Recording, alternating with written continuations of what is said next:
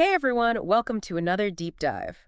This time, we're tackling something pretty huge, building trust and love. That's right. Especially, for Gen Z. Like, how do you even do that with all the craziness of, modern dating and all the apps and Done everything? a lot. It's a lot. And get this, our source material actually gives us 10 tips, 10 solid, practical tips. Definitely. No crazy grand gestures, no like be the perfect partner, just real like down to earth advice. Right, because honestly, it's the little things. Okay, so let's dive in. Number one is all about being upfront about your intentions. I mean, that sounds simple enough, but like, is that really all it takes? And we'll think about it. Like, especially for Gen Z, right? Mhm. You've got dating apps, you're chatting with multiple people, things move fast. Yeah. So, like, is this a hookup? Are we looking for something serious? You've got to be clear right from the start. Oh, so it's like having that awkward "what are we" conversation, but like way earlier to avoid all the drama later. Exactly. Like, let's just be open and honest and save ourselves the heartache down the line. And I think, for Gen Z, that's huge because you guys are used to things moving quickly. Yeah, instant gratification, all that. Exactly. So defining those intentions early on, it sets the stage for a much healthier dynamic. Okay, that makes sense. So intentions, we've got that covered. But then, like, as things start to progress, tip number two talks about vulnerability. Hmm. And this is where I feel like it gets a bit tricky. Like, sharing your fears and insecurities, that's tough, especially early on. Absolutely. And especially, with Gen Z and social media, there's this pressure to present this perfect image. Oh, yeah, totally. Everyone's always like highlighting their best selves. Mm. But real connection, true connection comes when we drop that facade and we just embrace our imperfections. Okay, so how do we do that? Like, how do we let someone see the real us when we're maybe still figuring ourselves out? It's about starting small. It doesn't have to be this huge, like, emotional dump right away. Just share a small fear, a dream you have, or even just admit that you're, like, nervous on a date. I like that. Starting small. Yeah. Just, like, dip your toes in the vulnerability pool. But why is that so important? Like, why is vulnerability so key to building trust? There's actually a lot of research on this, like Brené Brown's work, that shows that vulnerability is the key to forming really deep and genuine connections. When you show someone you trust them enough to be vulnerable, it creates a space for them to do the same. Right. It's like it becomes this like trust dance where like one person takes a step and the other reciprocates, and you slowly build this like incredible bond. Okay, I'm starting to see how vulnerability can be like a superpower, not a weakness. Yeah, Just like saying, hey, I trust you enough to let you see the real me. exactly. And that lays the groundwork for a much, much deeper and more fulfilling relationship. Okay, so we've got intentions, we've got vulnerability. Tip number three is follow through. And I feel like this one might seem super obvious, but it's amazing how those like small acts of reliability can actually affect trust. It's so true. Like we always think about these grand gestures, but it's the everyday stuff. Like texting back when you say you will. Remembering, something important that they mentioned. Showing up on time for dates. It's like those little things show that you're paying attention, like you care. Yeah. But how does that actually build trust? Well, imagine someone's constantly like flaking on plans or forgetting to reply to your messages. That doesn't scream reliable, does it? Yeah. Follow through, no matter how small, shows respect. Like you respect their time, you respect their feelings. It's like your words and your actions are actually aligned. Yes. Okay, so it's about proving that you're dependable, even in those like tiny little interactions. Absolutely. That makes a lot of sense. Okay, now this is a big one, especially for Gen Z, right? Digital transparency. I mean, social media can be a total minefield when it comes to relationships. Oh, tell me about it. Instagram stories, Snapchat streaks, TikTok challenges. Like, it's so easy to create trust issues without even realizing it. Okay, so how do we even begin to navigate that? Like, are we talking about like sharing passwords and, constantly checking each other's phones? No, no, no. It's not about becoming, like, digital detectives. Okay, good. It's about open and honest conversations about your online behavior, setting boundaries that feel good for both of you. Okay, can you give us some examples of what that looks like in real life? Sure. Like, maybe it's agreeing to not hide comments or messages, or being mindful of the kind of content you're liking and sharing, or even just talking about any, anxieties or jealousy that comes up from social media. It's like acknowledging that social media is a part of our lives, but it doesn't have to like control our relationships. Yeah. But I'm curious, why is digital transparency so important for building trust, especially for Gen Z? Well, think about it. Gen Z is like hyper connected. You're used to sharing so much of your lives online, Right. and that creates a lot of opportunities for, misunderstandings and insecurities. So by being open, you're basically saying, hey, I've got nothing to hide. It creates this sense of safety Yeah. and reassurance in the relationship. It's like you're being proactive Right. about those problems before they even come up. That's pretty cool. Okay, tip number 5 is about active listening. Hmm. I think we all struggle with this, especially with like our phones always buzzing and social media and I everything. totally. It's like we're constantly bombarded with distractions. Yeah. But why is active listening like so important for building trust? Isn't it enough to just be in the same room and share the words? Well, when someone really listens to you, like without judgment, without interrupting, it makes you feel seen, like really understood. And psychologists, they call this validation, and it's actually a basic human need. Huh. So when your partner is actively listening to you, it shows that they value your thoughts and your feelings. Right. And that just strengthens that trust and like that emotional connection. So it's not just about hearing the words, it's about making your partner feel like their perspective actually matters. Exactly. It's about being present in the moment, Mm. put the phone down, make eye contact, and really tune in to what they're saying. Okay, but let's be real. Sometimes it's hard to stay focused, especially if your partner's talking about something, that maybe isn't the most thrilling topic. Any tips on how to become a better active listener? One technique that I find helpful is reflecting. So like, you listen to what they're saying and you say something like, okay, so what you're saying is, and you kind of like summarize their point in your own words. Oh, okay. And it shows them that you're paying attention and that you're making an effort to really get where they're coming from. Oh, I like that. It's like you're actually engaging with what they're saying, not just letting it go in one ear and the other. Okay, this next tip might surprise some people. It's about giving space when needed. Yeah. Like sometimes we think that being in a trusting relationship means like always being together, but actually respecting each other's need for space can strengthen that connection. It's so true. It's not about being clingy, or getting insecure when your partner wants to do their own thing. Yeah. It's about recognizing that you are both individuals with your own interests and hobbies and needs, Mm-hmm. and giving each other space to pursue those things shows that you trust them to make their own choices and like manage their own time. It's like saying, I trust you to be you, Yeah. and I trust that you'll come back to me when you're ready. I like that.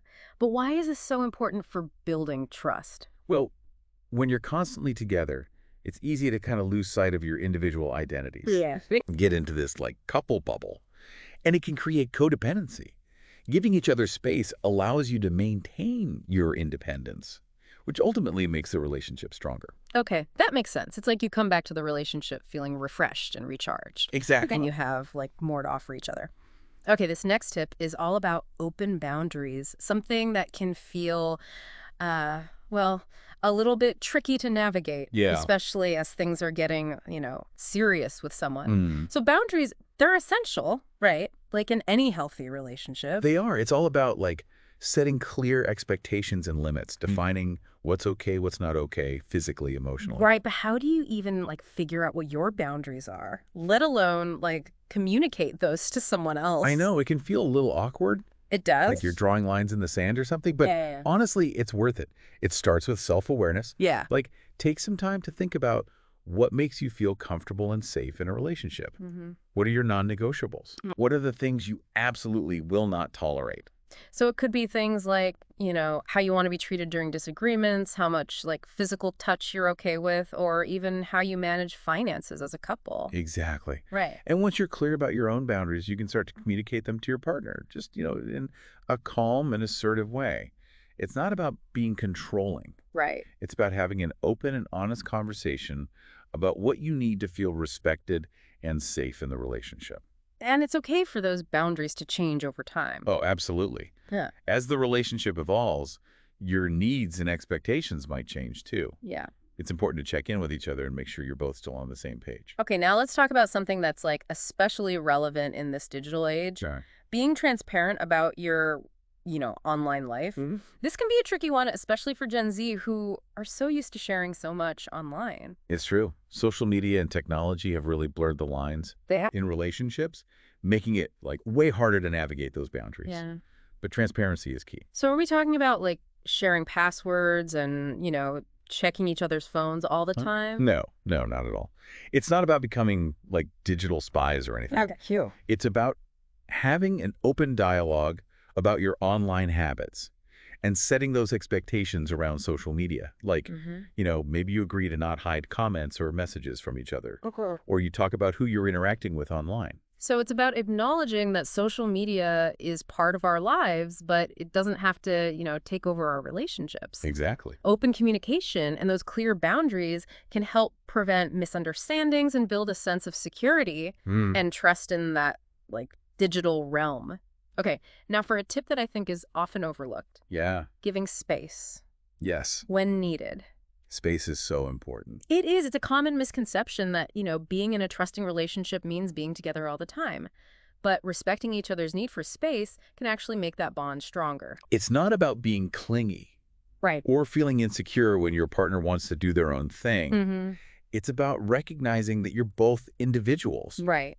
Yeah. with your own interests and hobbies, and giving each other the space to do those things shows that you trust them Yeah. to make their own choices and manage their own time. It's like saying, I trust you to be you, and I trust that you'll come back to me when you're ready. Exactly. I really like that. But why is this so important for building trust? Because when you're constantly together, it can be really easy to lose sight of your individual identities. Right. Like you become one person. You become this couple bubble, and that can create codependency. Mm. So giving each other space allows you to maintain that independence, and it honestly just makes the relationship stronger. Okay, that makes sense. You come back feeling refreshed, recharged, and you have like more to give. It actually makes me think about something we talked about earlier, active listening. Hmm. It's so easy to get distracted, but truly listening to our partner is so powerful. It's huge for building trust. It is. So active listening, it goes beyond just hearing the words, right? It does. It's about being present, paying attention to those like verbal and nonverbal cues Hmm. and making them feel like they're truly being heard. But how do we make sure we're like actually understanding their perspective? One really helpful technique is reflecting. Okay, yeah, you talked about that. So you listen to what they're saying, and then you sort of summarize it back to them. Like, okay, so what I'm hearing you say is, and you put it in your own words. Right. It shows them you're paying attention, and it gives them a chance to, you know, clarify if you've missed something. Yeah, you're actively engaging, not just passively listening. Exactly. But active listening is more than just reflecting, right? Right. What about validating those feelings? That's a huge part of it, too. It's about acknowledging and accepting your partner's feelings, even if you don't necessarily agree with them. Right. It's about saying, hey, I see you're hurting, or angry or sad, and that's okay. So it's about creating a safe space for them to express those emotions without, like, feeling judged. Exactly. And when you do that, you're really strengthening that trust and that emotional intimacy. You're showing that you're there for them no matter what. Yes. Okay, so we've talked about communication, vulnerability, setting those boundaries, giving each other space. But what about when those like inevitable moments of conflict come up? Mm-hmm. How do we handle that in a way that actually builds trust? Well, that's where tip number 9 comes in, handling conflict with care. It's about shifting the focus from blame to understanding. Okay. So instead of like pointing fingers and getting defensive, try using what we call I statements. Oh, right, the I statements. Can Uh-huh. you remind us how those work again? Sure. So instead of saying, you always leave your clothes on the floor, which can sound really accusatory, you could say, I feel frustrated when I see clothes on the floor because it makes me feel like our shared space isn't respected. Ah, so it's about expressing your own feelings and needs, not like attacking them. Yeah. You're taking ownership of your experience. Yes.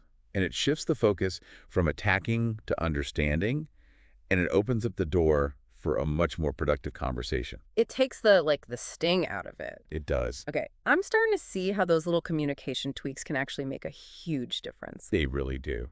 But what about when you mess up? Like you've made a mistake. How do you admit to that without like destroying the trust that you've built? Well, that's where the final tip comes in, being honest about your mistakes. Mm-hmm. We're all human. We all make mistakes. It's how we handle them that either strengthens or, damages trust. It's so tempting to just try to hide it, I know. especially when you're afraid of disappointing your partner. It's a natural instinct, but Okay. Honestly, honesty is the best policy. Uh, When you're upfront about your mistakes, it shows your partner that you value integrity, mm-hmm. transparency, and it also creates an opportunity for growth. You can learn from it. So you're turning those mistakes into opportunities for, like, deeper understanding. Yes. You can talk about what went wrong, how it affected them, Yeah. and how you can avoid making the same mistake again. It's about showing that you're willing to be accountable Yeah. for your actions. Accountability. Yeah, and that you can learn from your mistakes. Exactly. And that kind of vulnerability and accountability goes such a long way in building lasting trust. It really is all about, being able to be your true self Yes. with all your flaws and still feeling love. Absolutely. That's like the foundation Yeah. of a truly trusting relationship. So we've talked about these 10 tips, Yeah. specifically, through that Gen Z lens. But a lot of this stuff, like, this applies to everyone, right? Oh, absolutely. Yeah. I mean, the dating landscape might be changing, but that core human need for connection, Yeah. for security, that's timeless. Okay, before we wrap up, I want to go back to something you said earlier. You mentioned that building trust, it's not like a destination. Right. It's a journey. Mm-hmm. What does that actually mean? So, it's not like you hit trust and then you're done. Yeah. It's something you have to constantly nurture. You have to pay attention to it. There will be, ups and downs. There will be doubts. Right. And you just have to reaffirm that commitment. It's like any relationship. It takes work. It does. It takes work. You have to be dedicated. Okay, so for our listener who's been, like, soaking up all this amazing advice, what's, like, one thing they can take away and start applying right now? You know, if I had to pick one, it would be to embrace vulnerability. Yeah. Allow yourself to be seen, flaws and all. Yeah. Share those fears, your dreams, even your insecurities. Right. Because when we let go of that need to be perfect, that's when real connection happens. That's so powerful. It's like saying, hey, I trust you enough to let you see the real me. Exactly. Yeah. And that mutual vulnerability, that's the foundation Yeah. of a truly trusting relationship. Well, on that note, I think we should wrap things up. Sounds good. Thanks for joining us on this deep dive into building trust and love. Thank you for having me. Especially, for all you Gen Zers out there navigating the wild world of modern dating. Just remember, it's about open communication, consistency, vulnerability, and a whole lot of heart. And remember, building trust, it's a journey, not a destination. Be patient with yourselves, be kind to each other, and enjoy the ride. Couldn't have said it better myself. Until next time, keep those conversations flowing, keep those hearts open, and keep diving deep into the things that matter most.